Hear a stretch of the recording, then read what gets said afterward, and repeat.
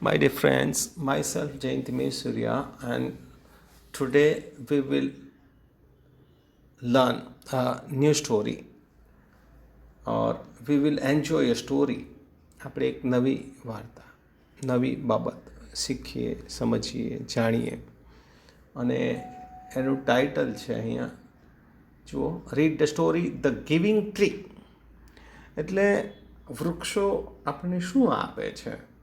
જે તમે નાના છો મિત્રો, પણ જેઓ તમારા મમ્મી પપ્પા અને એ લોકોને ખ્યાલ ઘણું વધારે હોય કે વૃક્ષો આપણને બધું જ પૂરું પાડે છે જીવનમાં. એટલે આપણે એમ કહીએ એક રીતે તો કે વૃક્ષો જ આપણું જીવન છે, તો કદાચ ખોટું નહીં અથવા અતિશયોક્તિ નથી. બિકોઝ વૃક્ષ the trees give us so much, everything I would say. તો જો આપણે સ્ટાર્ટ કરીએ. How do you feel when you help someone? The very first question, પહેલો જ પ્રશ્ન છે કે તમે કોઈને મદદ કરો તો ત્યારે તમને કેવી અનુભૂતિ થાય છે? How do you feel when you share your things with others? તમે તમારી વસ્તુઓ બીજા સાથે શેર કરો, કોઈને આપો તો તમે કેવું ફીલ કરો છો? એમ કે આપણે કોઈને મદદ કરીએ, કોઈના હાથે આપણી વસ્તુ આપ લે કરીએ તો આપણે આ બીજો પ્રશ્ન છે, કેવી અનુભૂતિ થાય? Read this play to know how a tree feels when it helps a boy. આ એક નાટક છે, ઓકે. અને તેમાં વૃક્ષ શું અનુભવે છે? Play to know the how a tree feels. એ વૃક્ષ શું અનુભવે છે, એને શું અનુભૂતિ થાય છે જ્યારે એ એક છોકરાને કંઈક આપે છે?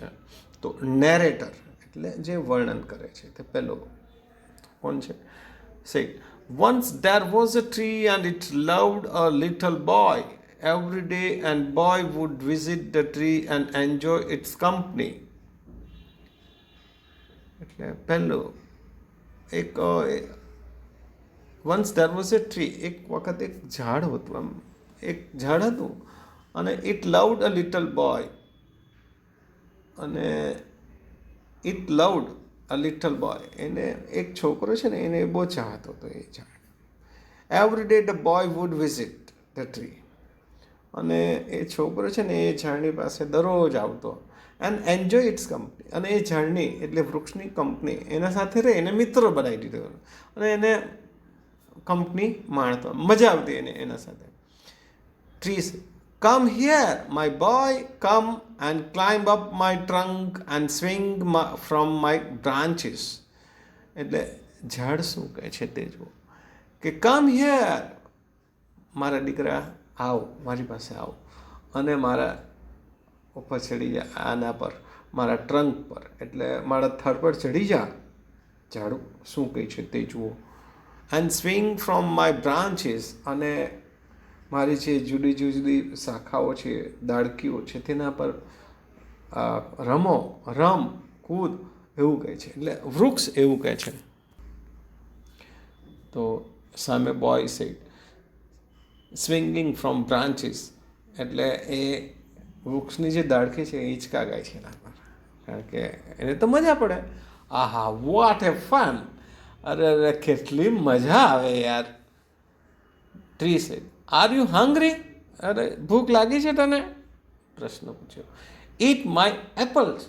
અરે ભૂખ લાગી છે તો મારા સફરજન ખા. એટલે સફરજનનું ઝાડ છે પેલું. આમ boy said eating apples. How delicious! અરે યાર કેટલા સ્વાદિષ્ટ, કેટલી મજાનું, શું આશ્ચર્ય.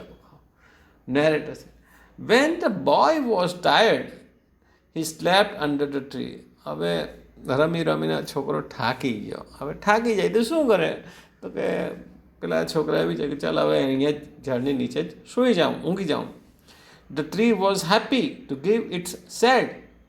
તો પેલું વૃક્ષ તો બહુ ખુશ હતું, કારણ કે પેલું બાળક જે છે, પેલો છોકરો, તે એની નીચે સૂઈ જાય છે એટલે એને છાંયડો આપે છે. એમ કે એટલે જો પહેલાં શું આપ્યું કે એના ફળ આપ્યા, પછી શું આપ્યું તો કે ભાઈ હવે છાંયડો આપે છે.